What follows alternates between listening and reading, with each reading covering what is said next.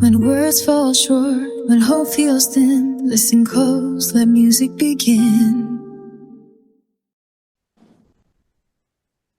Hi, everybody. Today I have the privilege to introduce you to an amazing woman speaker. Her name is Bardsley, and she writes books, and the name of her speech is the same as her book, Angel Bumps. Hi, Hi, how are you, Cindy? Anne. I'm doing great. So tell everybody what you speak on. I help people understand that loved ones that they think are lost forever are really so much closer than they know. Wow. No, yes, Wow. yeah. This is very interesting. Angel. So explain what angel bumps are. Angel bumps came, I made the name up. My Uh-huh. husband and I volunteered at the hospice for the VA hospital. And we would sit with people, and when they would, I'd see them on the side of the road, they'd be in tears and crying for their loved one. And I would tell them that they're really not gone forever. They're just really so close. And they would say, "How do you know?" And I would say, "Because when my mom passed away, I was a mess. And I asked her for a sign. And actually, I felt a hand on my cheek. And I said, "Mom, I don't know if that was real. Can you send me a bigger sign?" And I, really? She did. I turned the corner of my car and I'm still crying. And all of a sudden, my car is engulfed in little white butterflies, like a blizzard. So I got goosebumps. And I was just covered from head to toe in goosebumps. And I would tell those people that story, and then they had the goosebumps. And they were like, "Oh my God." And then I started getting phone calls from them after their loved ones passed to tell me about the signs they got. So it was very sweet. So not goosebumps, angel bumps. Angel bumps. Angel Oh, bumps. oh, and it became a book. It became a book. I had so many stories. I would tell people, what happened. And people would say, "Oh, I had something like that, but I'm afraid people think I'm crazy if I tell." And I was like, "Bring it on." I love that story. So people do. And I'll tell you a story later that people just, they're drawn. If I carry a book like Angel Bumps on an airplane, this book takes me places. I swear it has wings. It finds people. Very, Oh, I know. Very sweet. oh Yeah, my goodness. I Tell the know. story about the birds, because I remember I've known you for a while, Yeah. and that bird story. Yeah. Tell everybody your bird story, please. Well, my dad always said that he would come back as a bird. And we're like, "Oh, Dad, come on, Dad." And when he passed away, I bought my mom a wreath for her front porch, a wicker double wreath with all these silk flowers, and a bird nested in that wreath. The bird had four babies. My mom has four girls.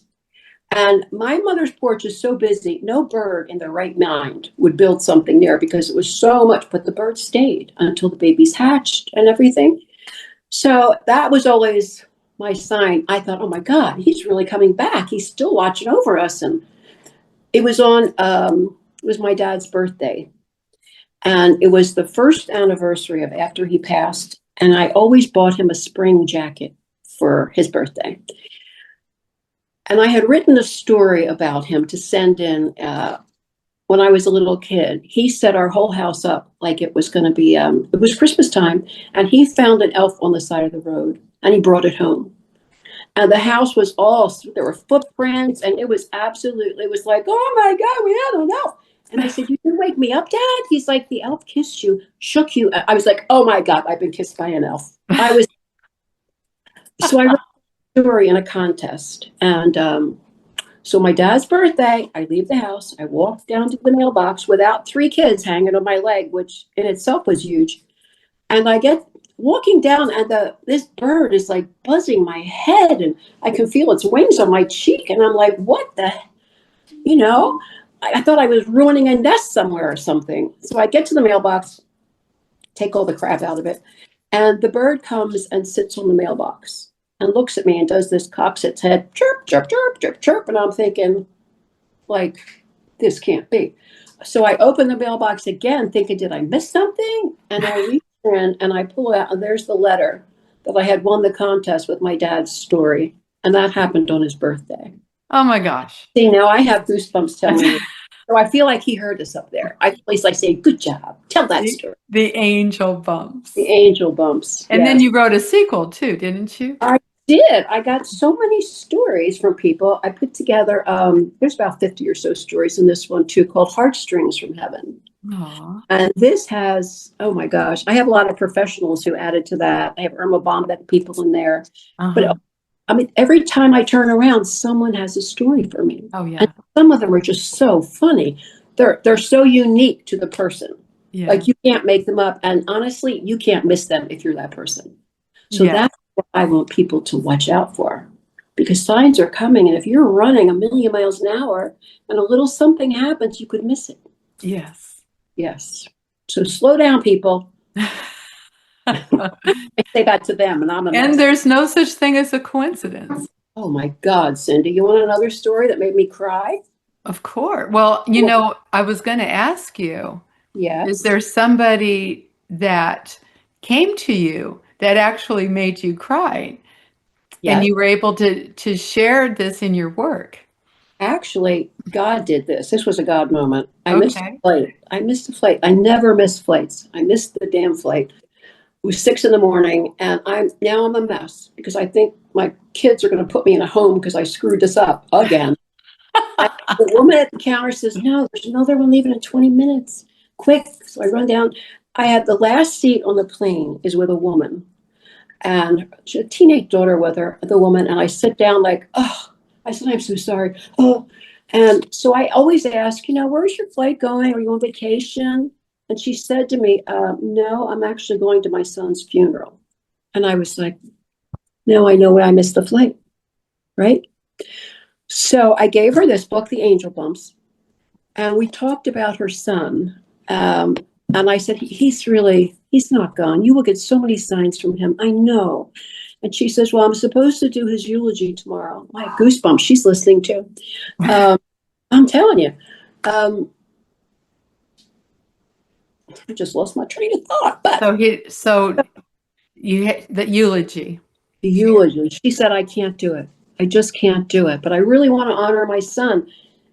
And we exchanged. I gave her my card, and she called me 2 days later and said, Anne, I took your book up on the altar and I did the eulogy and I told everybody I met this lovely lady on a plane and she told me that my son is still with, and I'm like, oh my God, God is doing my marketing. What? Isn't that? But she was just Oh my God, this one's making me cry.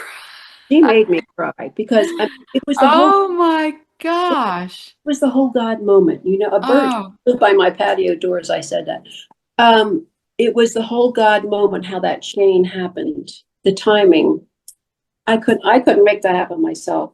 So that was very sweet. Yeah. Yes. And I love this, Anne, because God gives us those opportunities. Yes, he To does. be on purpose every day. Yes, he does.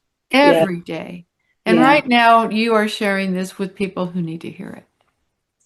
You just have to be aware. Just be aware. Simple things, be aware. Just be aware. Be aware. And if you're thinking, I have this drum that beats on its own. Yeah. Hello. And it used to be, I wasn't quite sure. Now I just say, hi, Daddy. Oh. So, oh my gosh. Anne, tell us a story. I'm the music lady. Yes. Tell us a song that inspires you. There was a song when I was going through a tough time, and I actually had an angel visit years ago.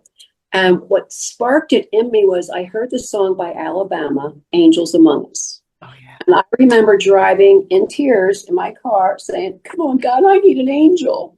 Never thinking, that all these things would come through.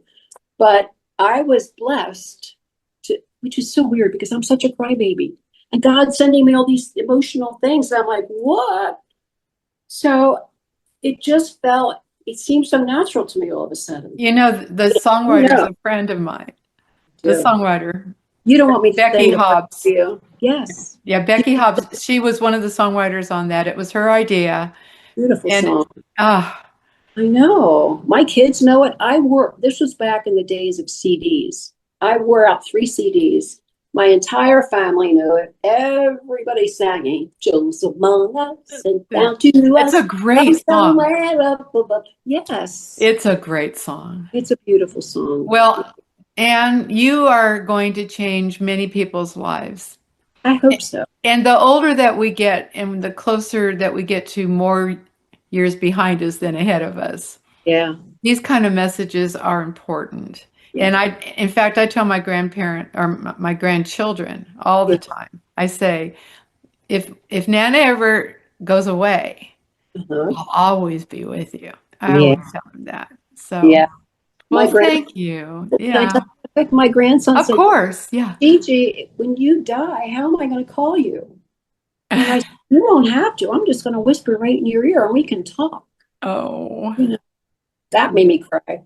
yeah, yeah. Yeah. I Very used sweet. to tell my kids when they'd go to school, I'd say, now, if you ever feel a little tickle on your cheek, Yeah. that's mommy sending her angel just to check on you, make sure you're doing okay. I Isn't used that to say cute? that to them.